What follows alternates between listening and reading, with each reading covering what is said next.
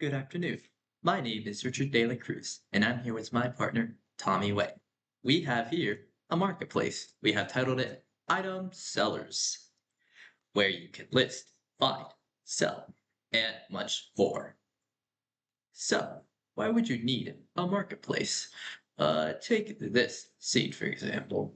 You'd like to have an item for sale, or like to show that you have something that is good, but that you no longer wish to have. You can put it on a marketplace, of course, but something on Amazon or Facebook Marketplace, those marketplaces are too big. Your item could very easily get lost. So, our marketplace will be a little bit smaller, but still very useful to list items. And you'd also like to spread the word about your item. Again, small marketplace like ours is perfect because it is very compact, very tight, and it is easily findable. And you're interested in searching for an item to do further research on as well. Say you're searching for something using the search function and you find something that piques your interest. Well, could it be the start of a beautiful thing? And that is where item sellers comes in. It's a simple, easy to use marketplace that is very fun and light to use. There is no complicated functionality here. You know how some marketplaces, such as Amazon, you have to go to settings, account, do this, that, to be able to do some certain actions or some other actions. Well, not with item sales. It is very simple, very easy to use, minimal functionality, and an amazing user-friendly service. And of course, you can also find items in an instant using a search. No buffering, no waiting, and it is very light and to use, really. And you can also have easy protection for your items and your users. All of the user IDs are hidden from all users, and as long as they don't share their emails and passwords, nobody else can delete them. And items have unique IDs that are not displayed in the search, so only a user that knows their item ID can delete that item, protecting users and items from unauthorized deletion. And above all, we have a user-friendly interface. It's very light. There are very simple functions, and it is for all customers. Now, a demonstration of item sellers.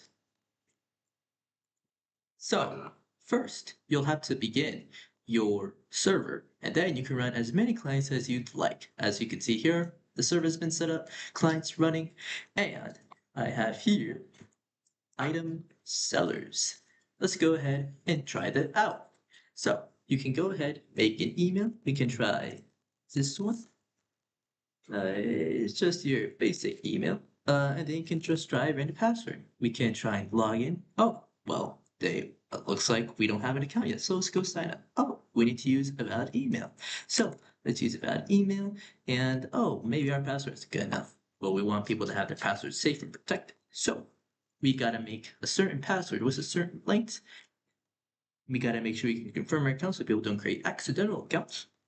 And boom, we are in the marketplace. Of course, it may be a little bit confusing to, what to do. So we have two easy and simple functions that guide the user. We have here a panel that displays messages from the server to guide the user.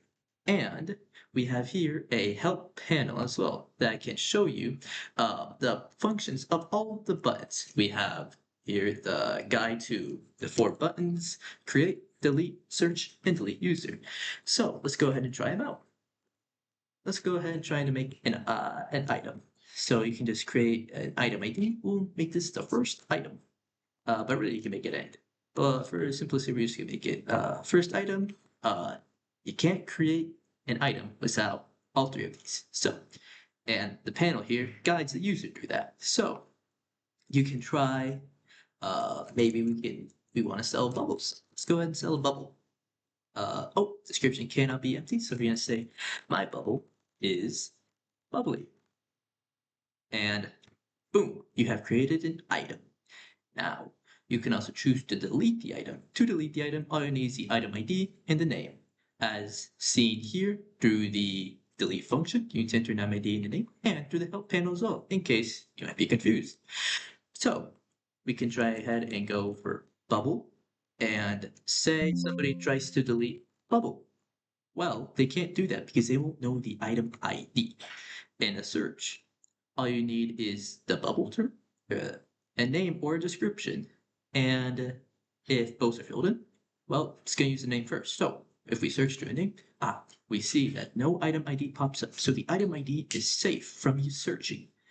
And you need this to delete as well. So say somebody sees your item, they want to try and delete it. Well, they can't delete it if they don't know the ID. So if they try and do this, well, boom, no item with this ID name exists. You need the exact item ID and the name. Neither is case sensitive. So you can just be pretty certain that it'll be easy to delete if you are the user. If you're not the user, it'll be complicated to guess the item ID and name combo. So let's go ahead and delete it. Boom, we delete it. It's not here anymore. And let's say you want to have, of course, there are going to be several users here. So let's make sure that the users can actually interact with each other. Let's go ahead, make another account. We'll call this item at gmail.com because this guy likes items. We're going to get my password. Again, no credentials. So we're just going to sign him up. And boom, we are in. So this is our second user. Let's say that you want to create an item. So we're going to create an item from the first client. It's going to be, again, we're just going to do the same thing, craft a bubble item. And now this guy would like to, maybe search for bubbles. Well, he can type in from either the description or a name. We're going to go ahead, use the name search, and we see it right here. And let's say that you'd like to search using the description. We'll just make sure name is cleared and the description has your term. We're going to search using the description and we find the same item here. Amazing. Now let's say you no longer wish to have an account with us. You can go ahead, delete your user account right here, right now, and then account deleted. Try and log in with the same credentials. It does not work. So as we can see, clients can use the same database perfectly. And they can also delete their accounts if they'd like. We're going to go ahead and delete this account as well. Again, you'll see, can't log in with this. However, if we sign up and then close the window, try and sign up through another account. Let's see here. And then try and sign up. Well, we're going to see that we can sign up.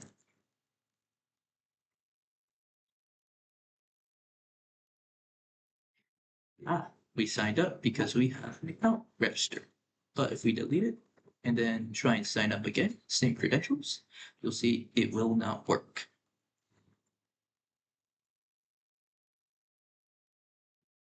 As you can see, it does not work because we just deleted our account. And shutdown is nice and graceful and easily handled. We close this and the client disconnects easily. Server has no problems disconnecting. And it's all perfect, beautiful, runs like clockwork. And if you try, we're going to stop the server here. If you try to connect the client without the server online, it just says, cannot reach the server, try again later. So it has been perfectly handled. Now you may be wondering, how can I be certain that this has actually been tested thoroughly? Well, I'll provide a few examples of how we tested this. For our database, we tested every single messaging constructor, basically the blocks of code essential to running the program thoroughly, and made sure that their inputs match their intended output. So if it puts something in, we can expect this certain thing to come out. And we also created items and users that actually went into the database. We made sure that these credentials went into the database and were safely stored. And items and users must have their appropriate attributes. This was thoroughly tested. We made sure that we could assign certain attributes to certain parts of users and items. Worked like clockwork. And for our client server connection, we made sure that the client shuts down gracefully without a server connection, as you can see, as we just tested. And we also made sure server can handle several clients. Server did indeed handle several clients. It even facilitated the communication between two clients. And database writing must be safe. What we mean by this is if two users try and create several accounts, or two accounts at the same time, they won't be able to override their data in the database, in the place where the data is stored. So that way all the data doesn't combine together and get mushy. And all the commands from the client must go to the server safely. This has been thoroughly tested. And yes, the server does return the appropriate message when the appropriate command is sent in. For our graphical user interface, our GUI, all buttons and panels are tested to display and work as intended.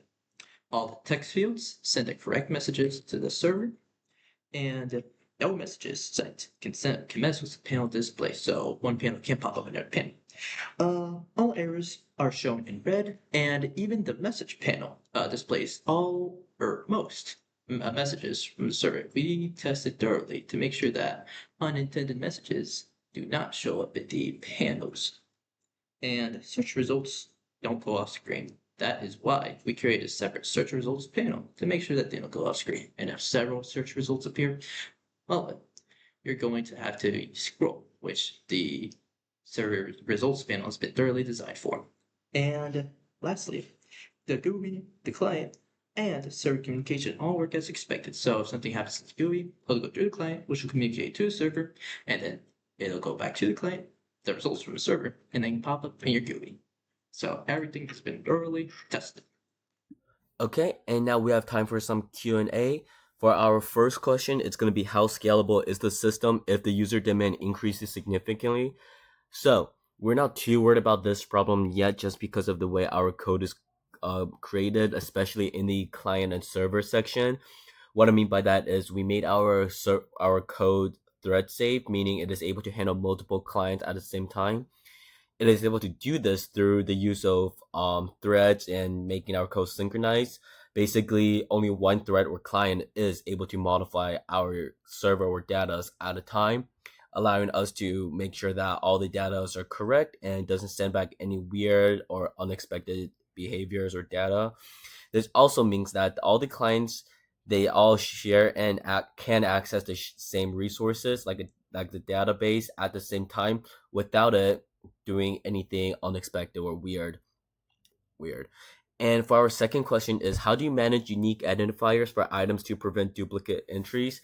So this is a problem we thought of early on, which is why we created something called the item ID.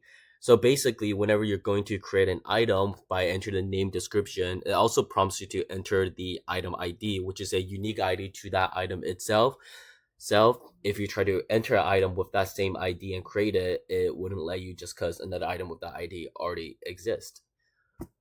Or if it does let you create, it will have a different name. So no matter what, each item will have its own unique signature. And we can see this when we do the search method on our main menu section, where if you try to search using the name or the description, it will return you that whole list of everything that comes up with the same name or description. And you can see all the item IDs there, the name and the description. And what you'll notice is no two item will ever be the same. And yeah, that's how we do it. Thank you guys so much for coming out.